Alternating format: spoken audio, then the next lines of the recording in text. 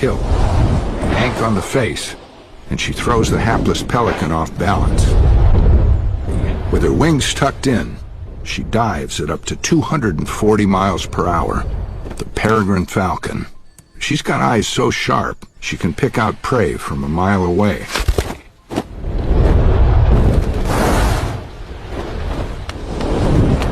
A kill in midair.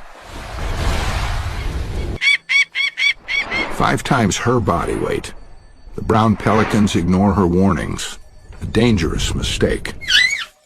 Yank on the face, and she throws the hapless pelican off balance. 1 down. But while she's going after the pelicans, a real threat is making its way toward the nest. A 5-foot-long gopher snake. And they can easily kill an unprotected falcon chick. But nothing escapes her eye.